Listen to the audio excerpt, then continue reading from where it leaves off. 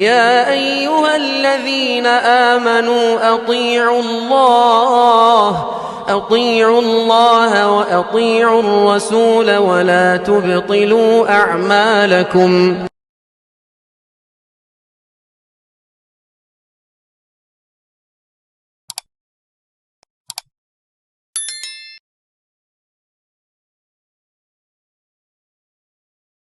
آج کی اس بزم کے جو صدر محترم ہیں فضیلت الشیخ عبدالعظیم عمری مدنی صاحب حفظہ اللہ و تولیٰ، جو جامعہ دارالسلام عمر آباد کے ایک کامیاب لائق فائق اور مستند استاد محترم بھی ہیں، اور اس کے ساتھ ہی ساتھ مرکزی مسجد چار مینار شیواجی نگر کے آپ خطیب بھی ہیں۔ آپ ایک عالمی شہرت یافتہ جو ہے ایک خطیب ہیں، اور یہ بھی آپ کو بات معلوم ہونی چاہیے کہ ایک عمدہ خطیب اور نفیس خطیب ہونے کے ساتھ ساتھ آپ ایک یعنی ادیب بھی ہیں، اور ادیب ہونے کے ساتھ ساتھ ایک باکمال شاعر بھی ہیں۔ آپ کی کئی نظمیں بھی منظر عام پر آ چکی ہیں۔ فصاحت اور بلاغت میں آپ اپنی ممتاز مثال رکھتے ہیں، اس لیے میں اب بلا تاخیر صدر محترم کو آپ کے روبرو جو ہے کرنا چاہتا ہوں، اور میں محترم سے یہ مقدمانہ درخواست کرتا ہوں کہ آپ سامعین کے سامنے آئیں، اور جو آپ کا پیارا موضوع ہے جو انسانیت کی خدمت کے لیے سیرت نبوی کا جو ایک اس کی جھلک ہے، اور سیرت نبوی کے جو اہم گوشے ہیں انسانیت کی خدمت کے لیے، ہمیں انسانیت کی خدمت کے لیے کتنا تڑپنا چاہیے، کتنا مچلنا چاہیے، ہمارے اوپر کیا ذمہ داریاں عائد ہوتی ہیں، ان تمام پہلو پر جو ہے شبنم افشانی کے لیے میں صدر محترم سے گزارش کروں گا کہ تشریف لائیں اور سامعین کے سامنے جو ہے آپ اپنے موضوع کی وضاحت فرمائیں۔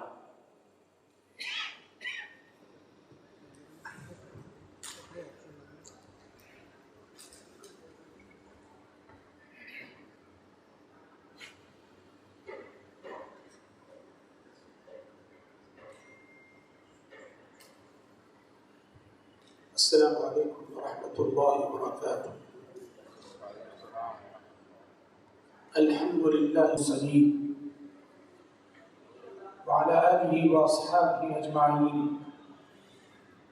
وعلى من تبعهم بإحسان إلى يوم الدین، اما بعد۔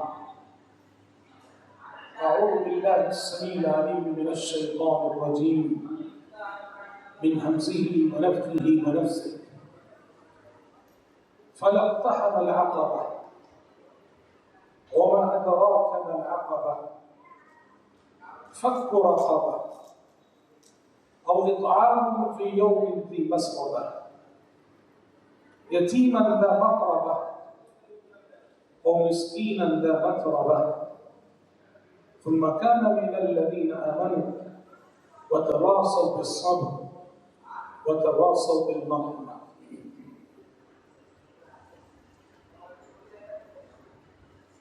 فضیلت الشیخ مولانا سید آصف صاحب عمری، امیر صوبائی جمعیت الحدیث تلنگانہ، اسٹیج پر موجود دیگر علماء کرام، مجلس میں موجود ذمہ داران جماعت، جمعیت، عمائدین شہر اور طب نبوی کی ٹیم سے جڑے ہوئے تمام ہی حوصلہ مند اور جذبہ خدمت سے سرشار میرے نوجوان ساتھیوں اور شرکائے اجلاس،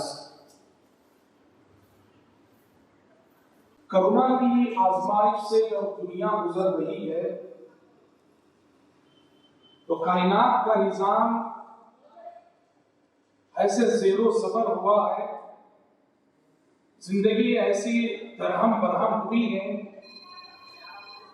کہ جیسے دنیا میں ہم قیامت سے پہلے قیامت کا سما دیکھ رہے ہیں۔ موت کو ہم اپنی آنکھوں کے سامنے گردش کرتے ہوئے دیکھ رہے ہیں۔ موت ہمارے محلے میں گردش کر رہی ہے، ہماری گلیوں میں گردش کر رہی ہے، اڑوس پڑوس میں گردش کر رہی ہے، لوگ جنازے گن رہے ہیں۔ آج قبرستان میں اتنے جنازے آئے، کل اتنے آئے، پرسوں اتنے آئے۔ حالات کی نزاکت نے انسان کو کھانے، پینے، پہننے، اوڑھنے، ہر چیز کی فکر سے آزاد کر کے بس جینے کی فکر دے رکھی ہے۔ انسان بہت سارے انسانوں پہ خوف ایسا چھایا ہوا ہے، انسان یہ نہیں سوچ رہا ہے کیا کھاؤں، کیا پیوں، کیا پہنوں، کیا اوڑھوں، کیسے ترقی کروں۔ آج انسان کو بس یہ فکر لاحق ہے کہ زندہ رہوں تو بس۔ لوگوں میں مشہور ہے، جملہ بڑا مشہور ہوا کہ جو 2021 کو پالے گا وہ بڑا خوش نصیب انسان ہوگا۔ موت کا خوف انسانوں پر یوں چھایا ہے، موت و حیات کی اس کشمکش میں، جہاں ہماری آنکھوں کے سامنے ہر شہر میں لاشیں گر رہی تھی۔ دنیا انسانیت کو کسی مسیحا کی تلاش تھی۔ ایسے میں سب سے پہلے تو ہم نے مسلمانوں کی جانب سے مسلمانوں کا سر فخر سے اونچا کرنے والی ایک خبر مالیگاؤں کے حوالے سے سنی۔ مالیگاؤں کا کھاڑا جو ہے اس کا بڑا نام ہوا، حکومتی سطح پر بھی اس کو جو ہے قبول کیا گیا۔ مہاراشٹر گورنمنٹ کے بارے میں ہم نے سنا کہ تقریباً اس کا آدھا پروڈکٹ جو ہے گورنمنٹ خود لے رہی تھی، خرید رہی تھی۔ اس کے بعد حیدرآباد کے حوالے سے یہ خوشگن خبر آئی، یہاں طب نبوی کی ٹیم سے جڑے ہوئے ہمارے یہ نوجوان عقیل بھائی، احمد بھائی اور ان کے ساتھی گلبرگہ کی ٹیم، پھر ان کا دائرہ وسیع ہوتا گیا، پونا تک پہنچے، نظام آباد، اور مختلف صوبوں میں، تلنگانہ اور آندھرا کے ہر ڈسٹرکٹ میں ان کے نمائندے پہنچے۔ انہوں نے جو خدمت انجام، سب سے پہلی بات تو یہ زیتون کا تیل، دنیا پوچھتی ہے سرٹیفکیٹ ہے کیا، یہ دوا ہے، وزارت صحت کے پاس ایکسپٹڈ ہے کیا، WHO نے اسے منظوری دی ہے کیا؟ اللہ کے بندو، یہ وہ دوا ہے جس کی سرٹیفکیٹ آسمان سے نازل ہوتی ہے، جس کا سرٹیفکیٹ رب العالمین نے دیا ہے۔ قرآن مجید کی والتین والزیتون سے بڑا اور کیا شہادت چاہیے، اس سے بڑی سرٹیفکیٹ اور کیا چاہیے؟ جس زیتون کی رب العالمین قسم کھائے، اور جب اللہ تبارک و تعالیٰ نے نعمتیں گنوائی، زمین کے بے شمار درختوں میں سے جب اللہ خاص طور پہ سورۃ المومنون میں یہ فرماتا ہے وَشَجَرَةً تَخْرُجُ مِن طُورِ سَيْنَاءَ تَنبُتُ بِالدُّهْنِ وَصِبْغٍ لِلْآكِلِينَ، ہم نے وہ درخت بھی زیتون کا اگایا، ہم نے زیتون کا وہ درخت بھی اگایا جو وادی سینا کے پہاڑ طور کے علاقے میں اگتا ہے، جو کھانے والوں کے لیے سالن اور تیل کو لے کے پیدا ہوتا ہے۔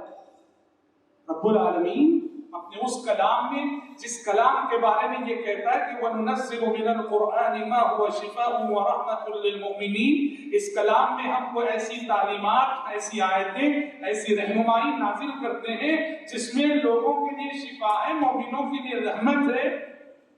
اس کلام میں اللہ نے اس زیتون کی قسم کھائی، اس زیتون کے درخت کا خصوصی طور پہ ذکر، زیتون کے پھل کا خصوصی طور پہ ذکر، زیتون کے تیل کا خصوصی طور پہ ذکر۔ اس سرٹیفکیٹ سے بڑھ کر اور کون سا سرٹیفکیٹ ہو سکتا ہے؟ یہی ایمان تھا، یہی یقین تھا، یہی توکل تھا جس نے ہمارے ان نوجوانوں کو حوصلہ دیا، اور یہ لوگ ایک دوا کو لے کر آگے بڑھے، اور اللہ اکبر، وہ بھی اس جذبہ خدمت کے ساتھ۔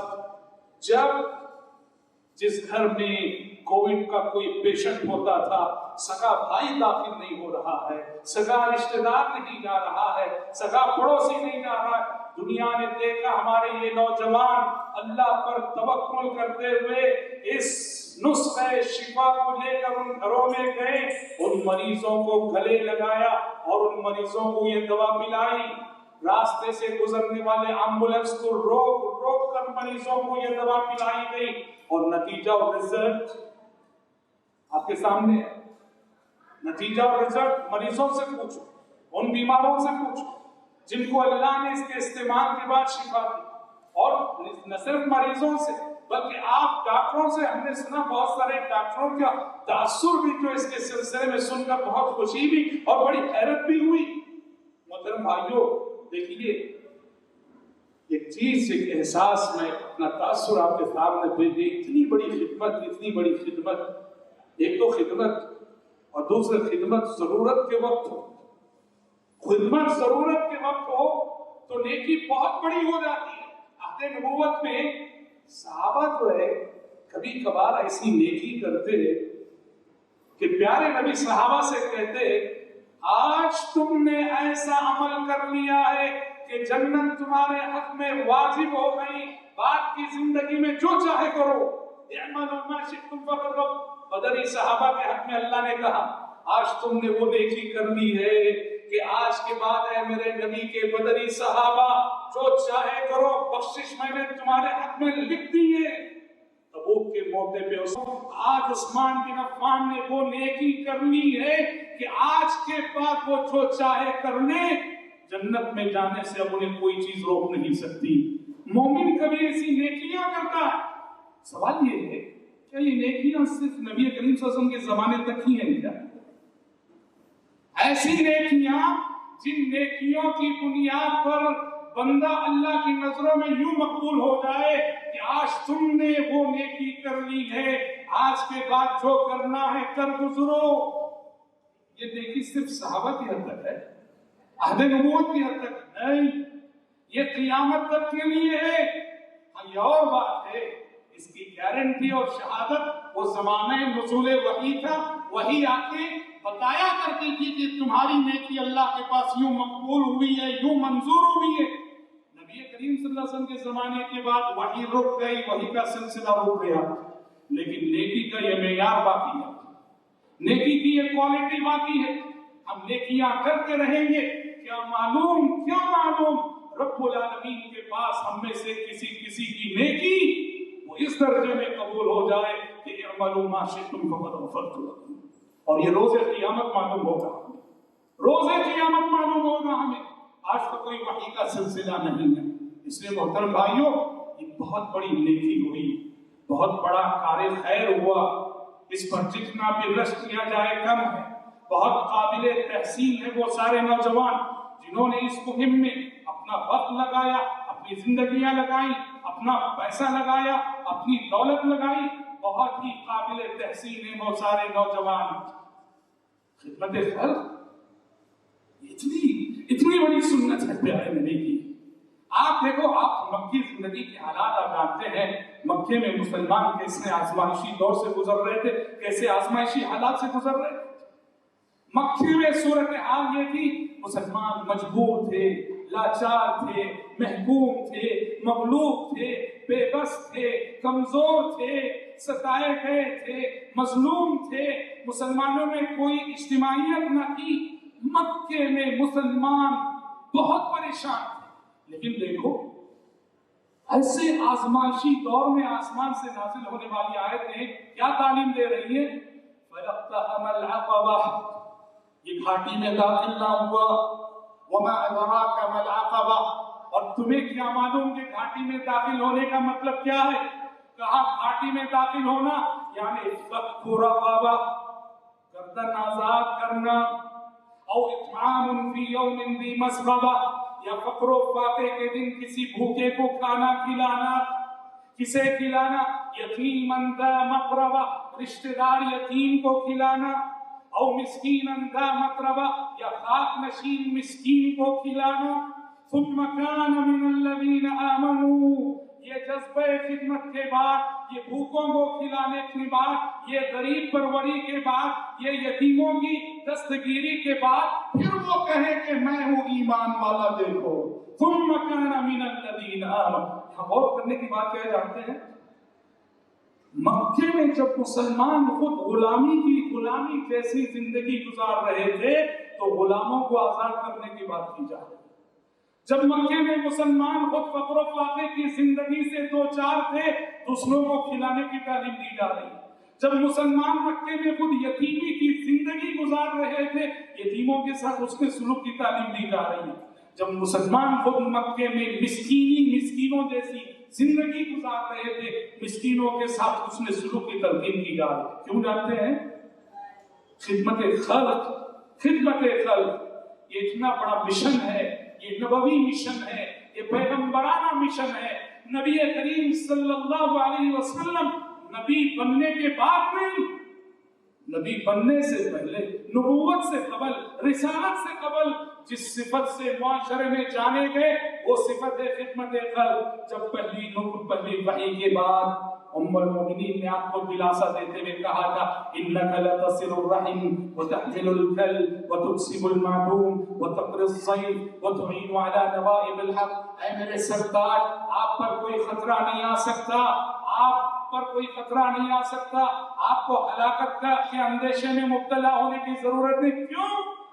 आपकी 40 साल जिंदगी का निचोड़, आपकी 40 साल जिंदगी का खुलासा इन्नका लतसिलुर रहिम, आप रिश्तों को जोड़ने वाले, दूसरों का बोझ उठाने वाले, नादार को कमा कर देने वाले, दूसरों की मेहमान नवाजी करने वाले, मुसीबत ज़दा इंसान का दस्तो बाजू बनने वाले, नबी उम्मी फिदाहु अबी व उम्मी मुहम्मदुर रसूलुल्लाह सल्लल्लाहु अलैहि वसल्लम का नबी बनने से पहले जो कैरेक्टर था, उस कैरेक्टर का खुलासा है ये।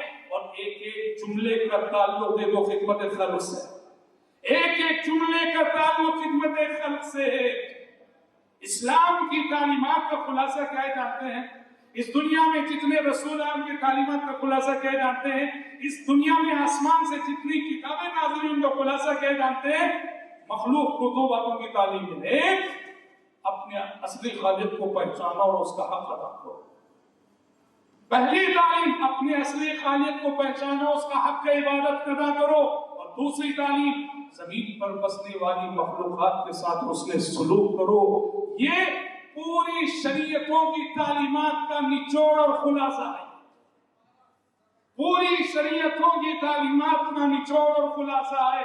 अपने खालिक को जानकर इबादत सिर्फ उसी की करो, इबादत में उसके साथ किसी को शरीक ना करो। और इस जमीन पर सिर्फ इंसान नहीं, जितनी मखलूकात बसती हैं, हर मखलूक के साथ उसने सुलूक करो। खुसूसन तुम्हारे सामने जो मजबूर, जो कमजोर, जो ज़ईफ, जो लाचार और जो बीमार नजर आते हैं, उनके साथ उसने सुलूक करो, उनके जख्मों पर मरहम रखने की कोशिश करो।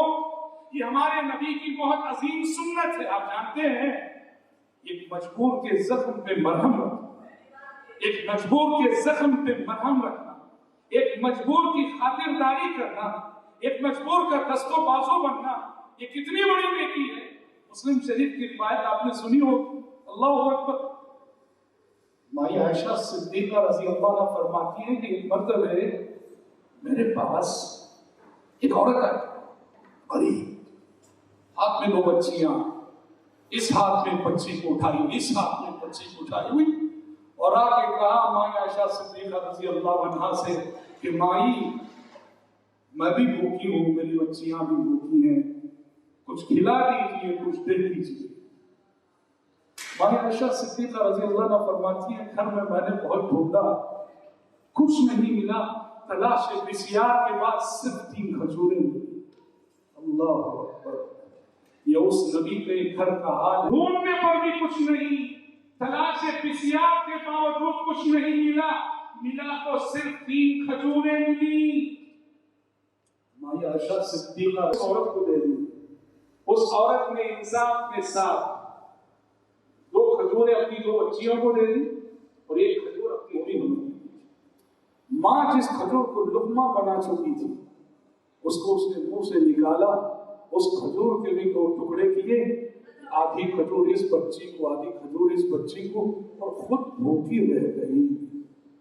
माई आयशा सिद्दीका रज़ी अल्लाह अन्हा बहुत मुतासिर हुई इस मंजर को देखकर।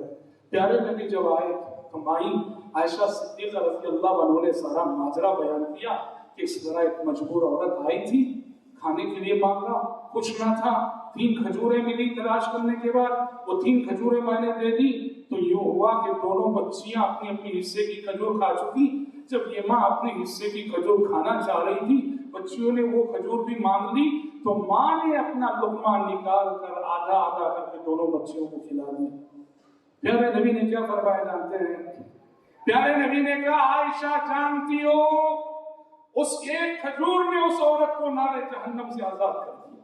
अल्लाह उस 1 खजूर में लुकमा बना चुकी थी, वो मुंह में रख चुकी थी, वो لیکن بھوکے بچوں نے جب مانگا تو اپنی ضرورت پر بھوکے بچوں کی ضرورت کو ترجیح دے کر کھجور نکال کر اس نے بچوں کو کھلا دیا.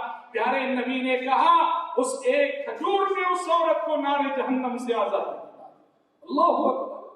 ایک ماں جس کے اندر بچوں کی فطری محبت ہوتی ہے، وہ اپنی اس فطری محبت کے تحت اپنے بچوں پہ ہمدردی کا اظہار کرتی ہے، تو وہ اگر اس فضیلت کی مستحق ٹھہرے تو سوچو کہ ہم زمین کے اور سارے انسان جن سے ہماری کوئی قریبی رشتہ داری نہیں، مجبور، غریب، یتیم، مسکین، بیوہ، اگر ان لوگوں کے زخموں پر ہم مرہم رکھیں گے، اللہ رب العالمین کے پاس کتنے بڑے اعزاز سے نہیں نوازے جائیں گے. خدمت خلق کتنی بڑی چیز ہے. کوئی بات میں بتاتا ہوں، پیارے نبی کے زمانے میں جو ہے نا، آخرت سے تعلق رکھنے والی بہت ساری فضیلتیں ایسی ہیں جن کا تعلق جہاد فی سبیل اللہ سے. جہاد کرو گے تو یہ فضیلت، جہاد بھی ایک کرو گے تو فضیلت، جہاد میں قدم بڑھاؤ گے تو فضیلت.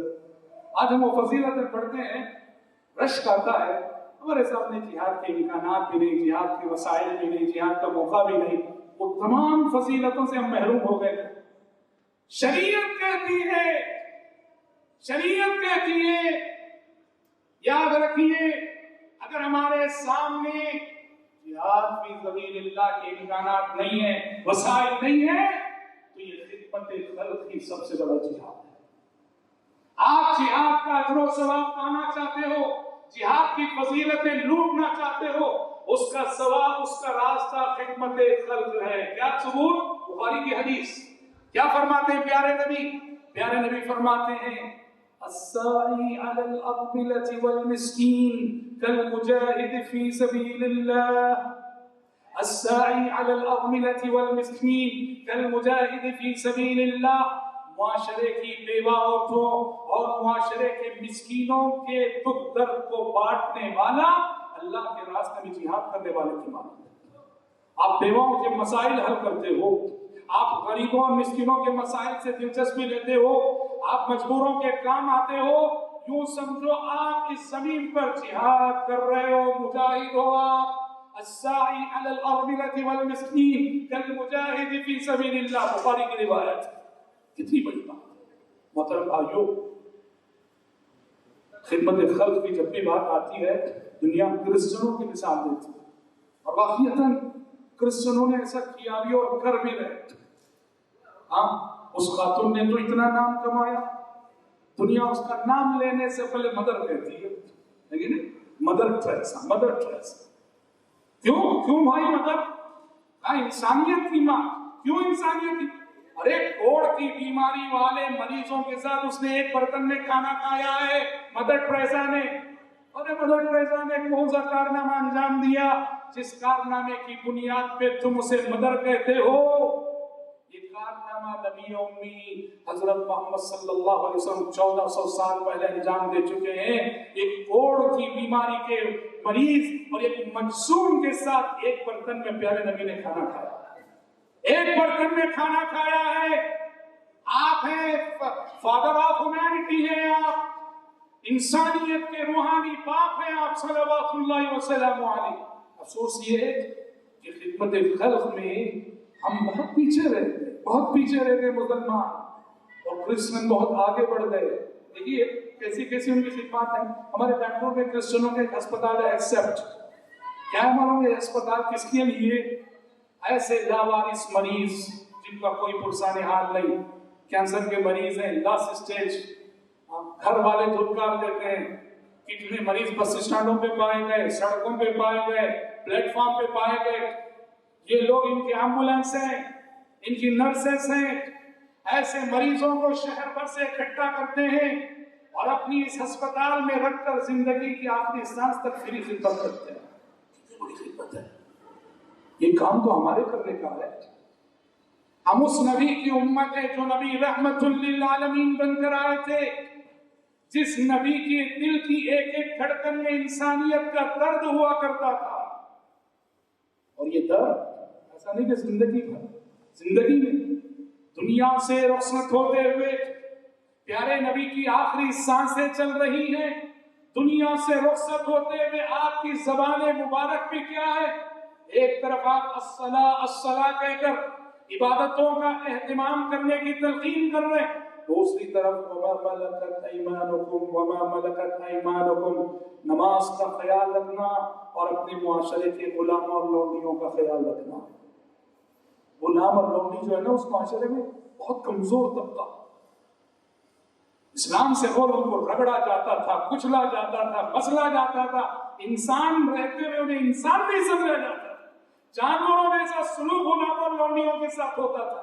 پیارے نبی زندگی بھر اس کمزور، لاچار اور مجبور طبقے کے حقوق کے محافظ بنے رہے، اور نہ صرف زندگی بھر اپنی وصیت میں بھی آپ نے جگہ دی، دنیا سے رخصت ہو رہے ہیں آپ، آخری سانسیں چل رہی ہیں آپ کی، چند گنے چنے بول باقی رہ گئے آپ کے مقدر کے، اور اس وقت آپ پیارے نبی اس کمزور، لاچار، مجبور انسانی طبقے کو اپنی وصیت میں جگہ دیتے ہیں، کہتے ہیں الصلاۃ الصلاۃ وما ملکت ایمانکم، نماز نماز اور اپنے غلاموں اور لونڈیوں کا خیال رکھنا۔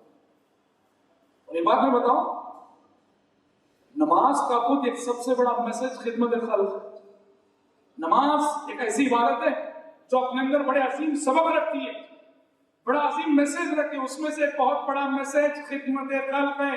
ایسے آپ نے احادیث میں پڑھا ہے، سنا ہے، پیارے نبی جب نماز سے فارغ ہوتے تھے، سلام پھیرتے تھے، کیا صفت ہوتی تھی آپ کے بیٹھنے کی؟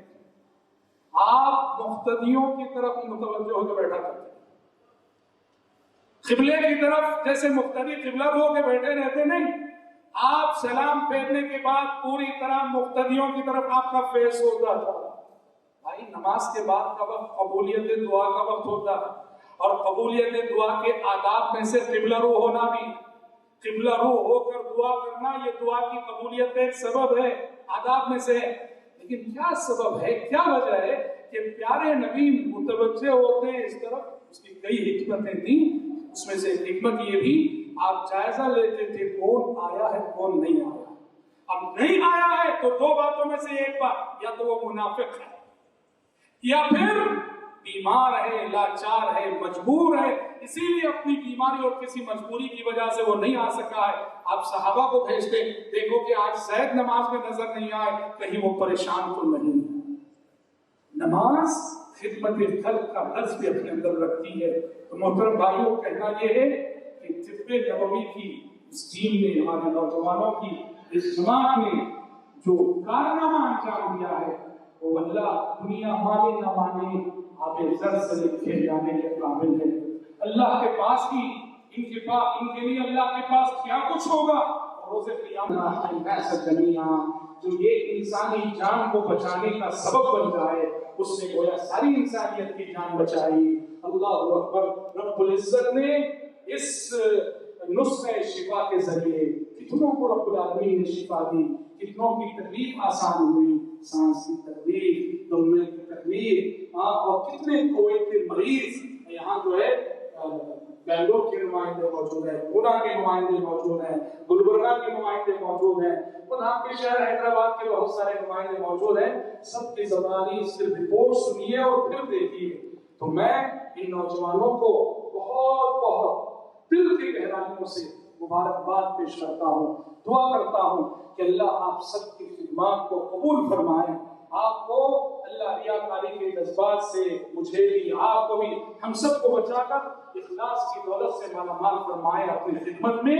اور یہ تو خیر کے موقع کو فراہم کیا، میں امید کرتا ہوں کہ اب یہ خدمت کا سفر رکنا نہیں چاہیے، مجھ سے ہر ایک کو فیض پہنچے، میں چراغ رہ گزر ہوں، مجھے شوق سے جلاؤ، چراغ رہ گزر بن جاؤ، خود چل کر انسان دنیا کو روشن کرو۔ میں ان نوجوانوں کے حق میں دل سے دعا کرتا ہوں اور مبارکباد پیش کرتا ہوں، اور جن لوگوں نے بھی ان کی حوصلہ افزائی کی ہے میں ان کا بھی شکر ادا کرتا ہوں۔ ہم نہ کر سکے یہ خدمت تو خدمت کرنے والوں کی حوصلہ افزائی تو ہمارا فرض بنتا ہے۔ حوصلہ افزائی کرنے کے بجائے تنقید، طعنے، تبصرے، یہ ہمارا گھٹیا کردار ہے، یہ مومنانہ کردار نہیں ہو سکتا ہے۔ رب العزت سب کی خدمات کو شرف قبولیت سے نوازے، تا دم حیات اللہ ہمیں عقید توحید پہ قائم رکھے، اور تا دم حیات اس کی مخلوق کے لیے اللہ ہم سب کو نفع بخش بنائے رکھے. آمین ثم آمین. وآخر دعوانا الحمد للہ رب العالمین. السلام علیکم.